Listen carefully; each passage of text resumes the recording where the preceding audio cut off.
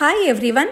ಜಾಸ್ತಿ ಪ್ರಿಪ್ರೇಷನ್ ಏನೂ ಇಲ್ಲದೇ ತುಂಬನೇ ಸಿಂಪಲ್ ಆಗಿ ಜಸ್ಟ್ ಒಂದು ಅರ್ಧ ಗಂಟೆಯಲ್ಲಿ ತುಂಬನೇ ರುಚಿಯಾದ ಮಟನ್ ಗ್ರೇವಿನ ಹೇಗೆ ಮಾಡೋದು ಅಂತ ತೋರಿಸ್ತಾ ಇದ್ದೀನಿ. ಹೊಸದಾಗಿ ಅಡುಗೆ ಕಲಿತಾ ಇರೋರಿಗೆ, ಬ್ಯಾಚುಲರ್ಸ್ಗೆ ಖಂಡಿತ ಈ ರೆಸಿಪಿ ತುಂಬನೇ ಈಸಿ ಆಗುತ್ತೆ. ಇದೊಂದು ಮಟನ್ ಗ್ರೇವಿ ಇದ್ಬಿಟ್ರೆ ಸಾಕು, ಮುದ್ದೆ, ಪ್ಲೇನ್ ರೈಸ್, ಗೀ ರೈಸ್, ಚಪಾತಿ, ರೊಟ್ಟಿಗಳಿಗೆ ಒಳ್ಳೆ ಕಾಂಬಿನೇಷನ್ ಆಗುತ್ತೆ. ಹಾಗಿದ್ರೆ ಬನ್ನಿ, ತುಂಬನೇ ಸಿಂಪಲ್ಲಾಗಿ ಅಷ್ಟೇ ಟೇಸ್ಟಿಯಾಗಿ ಮಟನ್ ಗ್ರೇವಿನ ಹೇಗೆ ಮಾಡೋದು ಅಂತ ನೋಡೋಣ.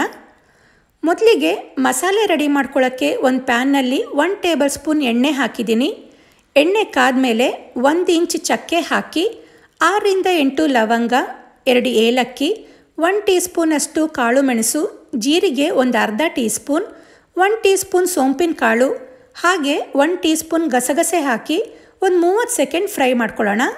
ಇದು ಫ್ರೈ ಆದಮೇಲೆ ಇದಕ್ಕೆ 2 ಮೀಡಿಯಮ್ ಸೈಜ್ದು ಈರುಳ್ಳಿನ ಸ್ವಲ್ಪ ದಪ್ಪ ಹೆಚ್ಕೊಂಡಿರೋದನ್ನು ಹಾಕ್ಕೊಳ್ತಾ ಇದ್ದೀನಿ. ಹಾಗೆಯೇ ಒಂದು ದೊಡ್ಡ ಬೆಳ್ಳುಳ್ಳಿನ ಸುಲಿದಿರೋದನ್ನು ಹಾಕಿ, ಅರ್ಧ ಇಂಚಷ್ಟು ಶುಂಠಿನ ಹೆಚ್ಕೊಂಡಿರೋದು, ಹಾಗೆ 1 ಕೈ ಹಿಡಿಯಷ್ಟು ಕರಿಬೇವು ಸೊಪ್ಪನ್ನು ಹಾಕ್ಕೊಂಡು ಈರುಳ್ಳಿನ ಬಾಡಿಸ್ಕೊಳ್ಬೇಕು. ಈ ಗ್ರೇವಿಗೆ ಕರಿಬೇವು, ಸೋಂಪಿನ ಕಾಳ್ದು ಒಳ್ಳೆ ಫ್ಲೇವರ್ ಇರುತ್ತೆ.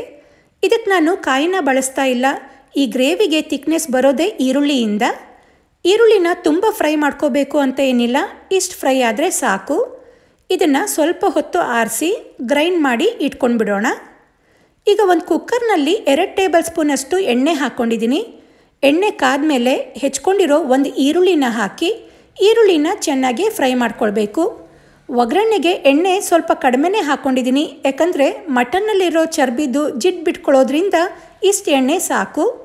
ಈರುಳ್ಳಿ ಇಷ್ಟು ಫ್ರೈ ಆದಮೇಲೆ ಸಣ್ಣ ಸೈಜಿಂದು 2 ಟೊಮ್ಯಾಟೊನ ಹೆಚ್ಕೊಂಡಿರೋದನ್ನು ಹಾಕಿ ಟೊಮ್ಯಾಟೊನ ಚೆನ್ನಾಗಿ ಫ್ರೈ ಮಾಡ್ಕೊಂಡ್ಬಿಡೋಣ.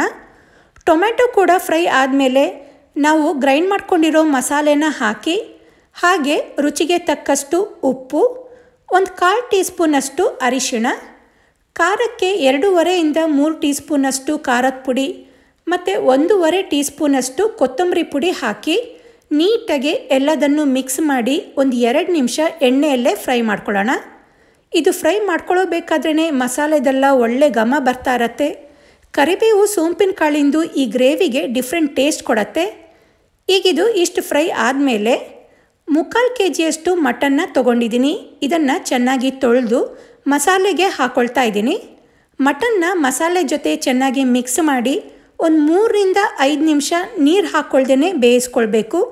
ಈ ರೀತಿ ಬೇಯಿಸ್ಕೊಳ್ಳೋದ್ರಿಂದ ಮಸಾಲೆ ಎಲ್ಲ ಮಟನ್ಗೆ ಚೆನ್ನಾಗಿ ಹಿಡ್ಕೊಳ್ಳುತ್ತೆ. ಮಟನ್ ಬೇಯಿಸ್ತಾ ಸ್ವಲ್ಪ ನೀರು ಬಿಟ್ಕೊಳ್ಳೋಕ್ಕೆ ಸ್ಟಾರ್ಟ್ ಆಗುತ್ತೆ.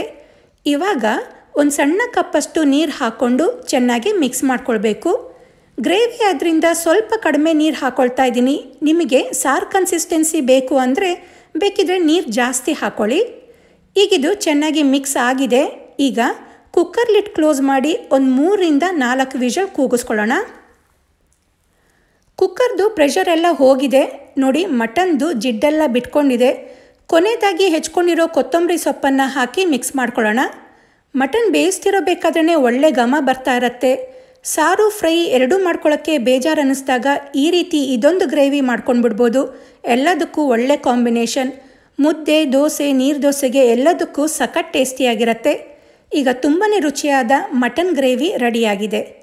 ಡಿಫ್ರೆಂಟ್ ಟೇಸ್ಟ್ ಕೊಡುವಂಥ ಈ ಮಟನ್ ಗ್ರೇವಿನ ಖಂಡಿತ ನೀವು ಕೂಡ ಟ್ರೈ ಮಾಡಿ. ಟೇಸ್ಟ್ ಹೇಗಿತ್ತು ಅಂತ ಕಮೆಂಟ್ ಮಾಡಿ ತಿಳಿಸಿ. ಈ ರೆಸಿಪಿ ನಿಮಗೆ ಇಷ್ಟ ಆದರೆ ವಿಡಿಯೋಗೆ ಲೈಕ್ ಕೊಡಿ, ಶೇರ್ ಮಾಡಿ. ನನ್ನ ಚಾನಲ್ನ ಇನ್ನೂ ಸಬ್ಸ್ಕ್ರೈಬ್ ಮಾಡ್ಕೊಂಡಿಲ್ಲ ಅಂದರೆ ಸಬ್ಸ್ಕ್ರೈಬ್ ಮಾಡ್ಕೊಳ್ಳಿ. ಹಾಗೆ ಇನ್ನೂ ಹೊಸ ರೆಸಿಪಿಗಳಿಗೆ ನನ್ನ ಚಾನಲ್ನ ಫಾಲೋ ಮಾಡೋದನ್ನು ಮರಿಬೇಡಿ. Thank you.